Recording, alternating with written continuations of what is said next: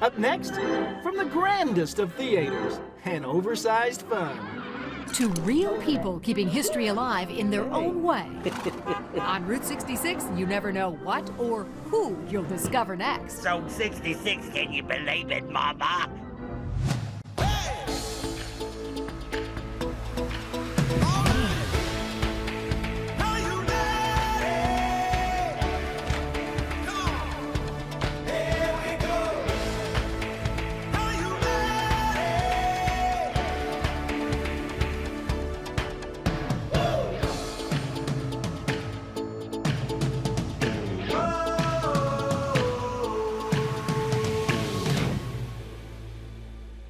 Welcome to Small Town Big Deal. I'm Rodney Miller. And I'm Jann Carl. You know, Route 66 is probably the most famous road in America. And we decided to do a series of episodes covering it from Chicago all the way to Santa Monica. Right now we are in Oklahoma, which gets to lay claim to the longest, most uninterrupted stretch of that mother road. So let's go.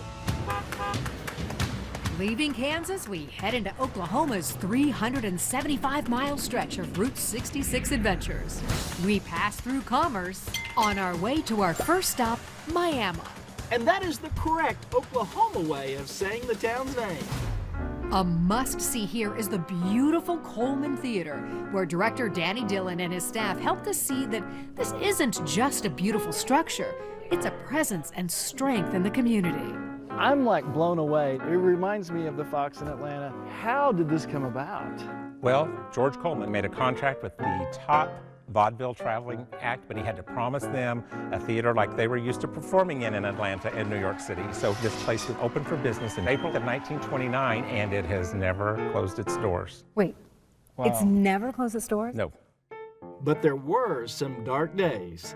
In the mid-'80s, it was in such terrible shape, and the people in the community, they've done all of the fundraising, and all of this refurbishment has been done just by volunteers. The Coleman is a perfect example of what can be achieved when communities are united. It can produce so much good. And speaking of good, you know, Jan and I have a few pretty good talents we don't often talk about. But playing the organ isn't one of them.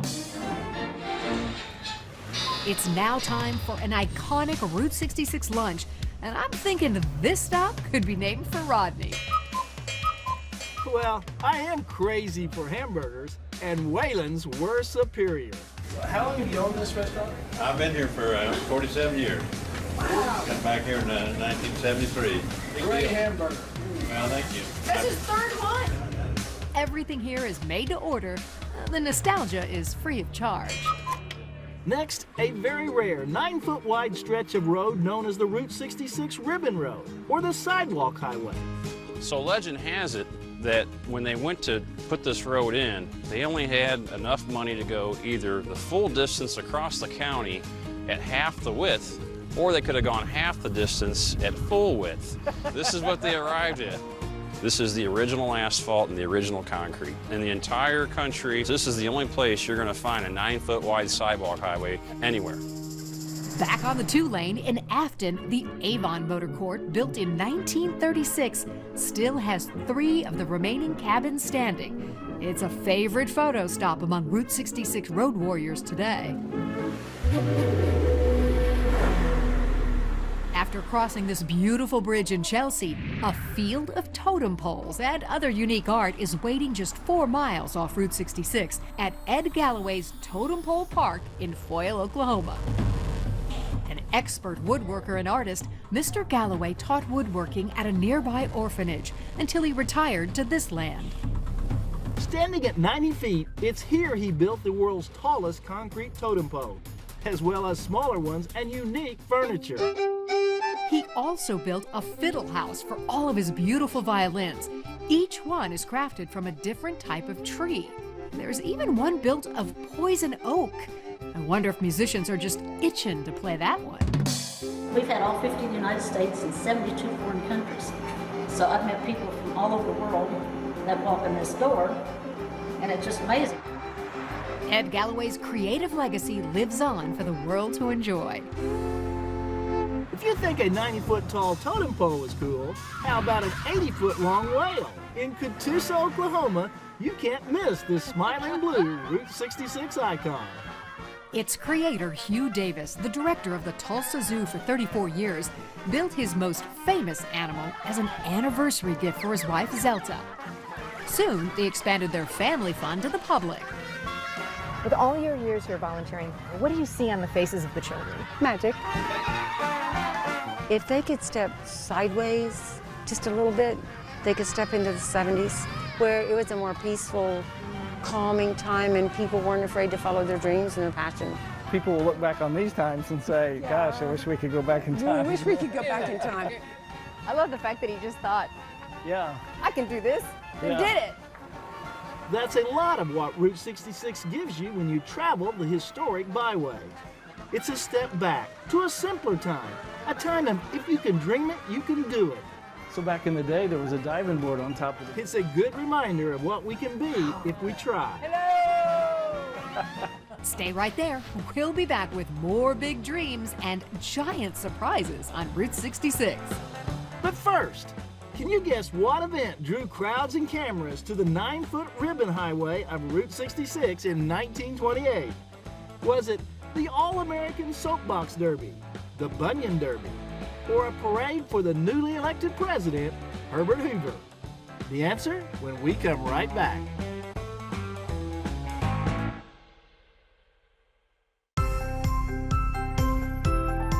So, what event drew crowds and cameras to the 9-foot ribbon highway in 1928? If you guessed the Bunyan Derby, you got it right. This foot race across America was used to promote the Mother Road. 199 runners started, but only 55 finished. The winner, Andy Payne, a farm boy from Oklahoma. He used part of the money to pay off the mortgage of his father's farm. He is forever part of Route 66 lore. Welcome back to Small Town Big Deal. As we continue our way down Route 66 in the great state of Oklahoma. A famous claim to fame for the state is that Tulsa was home to Cyrus Avery, who is known as the father of Route 66. We caught up with Reese Martin, president of the Oklahoma Route 66 Association, to get some history. Well, Cyrus Avery was involved with the group that helped establish the federal highway system in the 1920s. And when they were looking at a road from Chicago to Los Angeles, he not only convinced them that it should come through Tulsa, but when the number 60 was taken, which is what they originally wanted, he said, hey, how about 66? That has a nice ring to it. I'm so glad he said 66. I mean, you couldn't have kicks. Rodney and I have noticed how much Tulsa has embraced Route 66 and bringing it back to life. By establishing things in the city like neon signs, like encouraging business owners like Mary Beth at Buck Adams, it gives people a reason to say, we got to stop in Tulsa because we got to see this. And once they're here, the whole world opens up to them. Reese mentioned Buck Adams. It is the perfect photo op, but you have to go inside the shop to meet Mary Beth Babcock. She truly is the personification of the heart and soul and joy you'll discover along Route 66. Where did you first get a love for Route 66? Oh my gosh, so I had a shop downtown for 10 years on the old alignment of Route 66. So that's where it all started. Had Michael Wallace's Route 66 book, got to know him, had book signings there, and just fell in love with it. And what about this property? Tell us the history here. So we are in a 1950s Pemco gas station, and we've been here about 2 years now. Tell us about Buck. Buck is a 21-foot tall space cowboy. Buck being the cowboy, Adam, A-T-O-M, the space. So that's how he got his name, Buck Adam. When people come here, what do you hope they feel? Happy. My goal is to make people smile and forget about everything for a moment, you know, and just be like in pure joy. And there's plenty of pure food joy to be had in Tulsa along Route 66. We had a great breakfast at Tally's Good Food Cafe, a Route favorite. And for dinner, we enjoyed a meal at the popular Jane's Delicatessen. Jane's was next door to one of the most wonderful places we have ever stayed, the historic Campbell Hotel. Each of our rooms had a beautiful decor theme and was so comfortable, we really didn't want to leave. But we had to move on, and Happy Burger in Sapulpa is one of those old-fashioned burger joints where your car pretty much just pulls over on its own. Hard to pass up. Time to settle in for a 35-mile stretch to Stroud, Oklahoma to meet a woman who helped inspire one of the most important characters in Pixar's movie, Cars. filmmakers traveled Route 66, researching and seeking inspiration. They didn't have to look much further than the legendary Rock Cafe for their perfect muse. So over a 4-year period, I got to work alongside Pixar. So all of my personalities and stories that I told them got built into the show. Dawn's story inspired Cars character Sally Carrera. Sally found a passion for keeping small-town life alive, just like Dawn. I had worked for Royal Caribbean Cruise Lines previous to this and saved all my money up to run a restaurant. Hey, so you traveled the world. I had traveled the world. Wow. And they couldn't believe that somebody like me would be in the Stroud, middle Oklahoma. of Stroud, Oklahoma, cooking hamburgers and loving it. And they wanted to know why, which is why I took the drive with, I always say John Lasseter, but it was Lightning McQueen, you know, in the movie. Perhaps it was on that drive that Dawn and the Hollywood director came up with one of the central themes of Cars, the idea of not letting the simple pleasures in life pass you by. What was it like to watch the movie? It was absolutely surreal. When we went to the premiere of the movie, John Lasseter found me the night before the party and said, I want you to sit at this table and I'm going to bring everybody to you and you're going to give them the essence of Sally. So Dawn got to meet the voice actors in Cars: Paul Newman, Bonnie Hunt, Owen Wilson, Larry the Cable Guy, and the others. So she could tell them firsthand about the magic that is Route 66.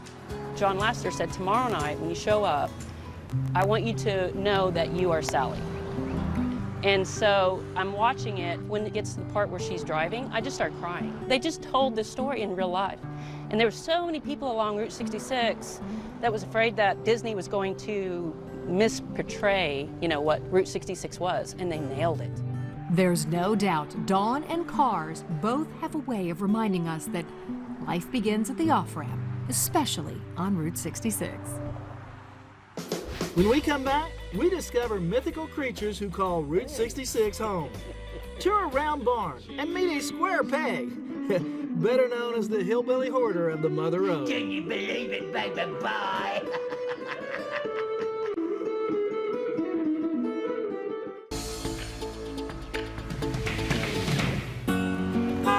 Welcome back to Small Town Big Deal.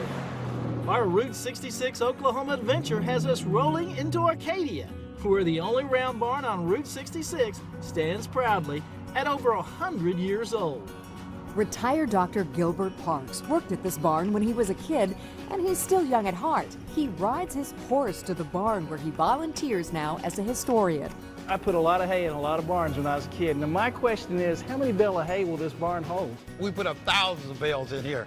Why, Gilbert, is it so important to you to tell the story of this barn? Because this barn is also the story of this town, my town. To have a garden, to have a horse, to have a cow, to have a goat, to have life, it makes a big difference. When the Historical Society got control of this, the roof actually collapsed. Yes. The first time you saw this barn after it was refurbished, what'd you think? I thought it was wonderful. My heart leaped with joy because the history of this barn fits with the history of Oklahoma. Still in Arcadia, there's another Route 66 attraction. Pop's gas station and restaurant has a 66-foot tall pop bottle outside to guide you day or night. How did Pop's even come to be, and when did it come to be? Well, it came to be in 2007. It was built by Aubrey McClendon, who built it in honor of his father, who they call Pops. They carry over 700 brands of soda pop, and everybody doing the route stops. With all these soda flavors, we just have to see who can come up with the best combination for a new flavor. What'd you get?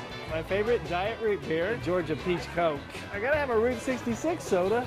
Strawberry, watermelon, and something I've never heard of. Dewberry. Dewberry. And to top it off, you know. Man, I love those things. Gracie, a server at Pop's, agreed to be our judge.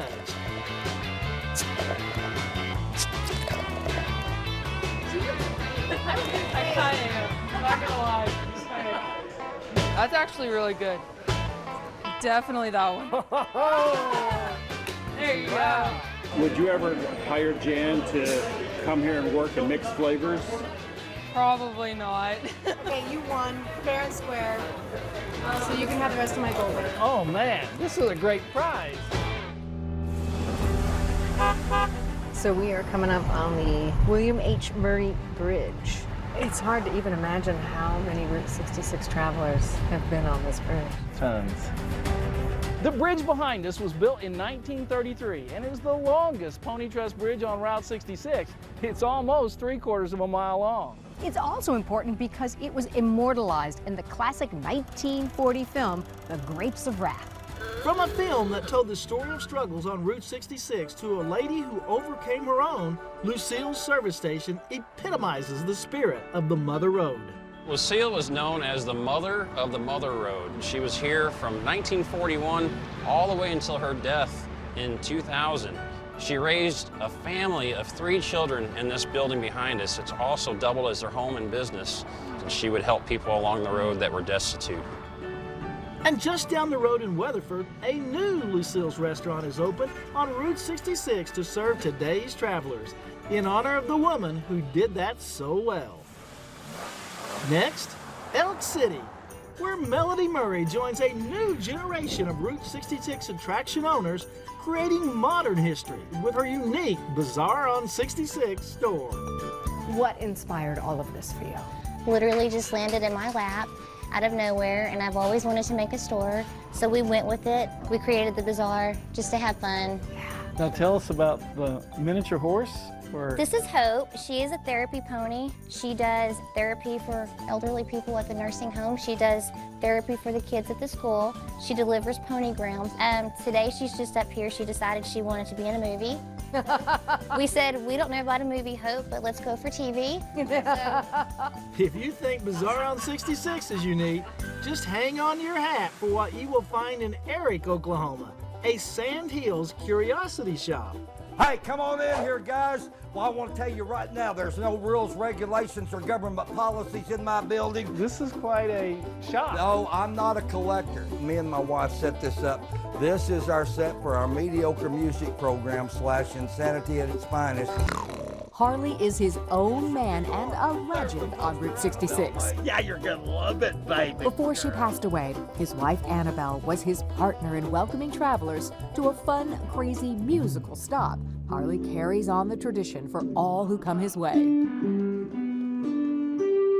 When they come here, they're going to get an experience different in anything they've ever had in their life, whether they like it or not. Truer words were never spoken. The last stop on Route 66 in Oklahoma is in Texola. Muzelle Zimmerman and her husband were just passing through when their RV broke down. They never left.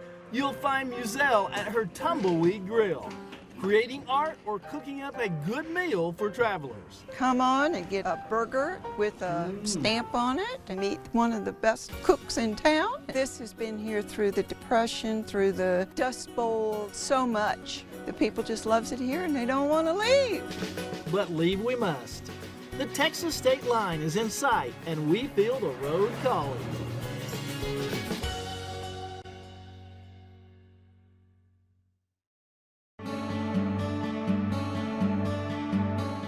We hope you've enjoyed this episode of Small Town Big Deal. I know I really enjoyed going to the Coleman Theater. I mean, that was magnificent. And then to see the Rocket Man in Tulsa. Buck Adams. Buck Adams, yeah. The Round Barn, the Blue Whale. But for me, it was meeting Dawn, the inspiration for Sally in the movie Cars. Okay, we just scratched the surface. You have to come and do Oklahoma on your own down Route 66. I'm Rodney Miller. And I'm Jann Carl. Join us again next week when once again we celebrate the great stories from across America.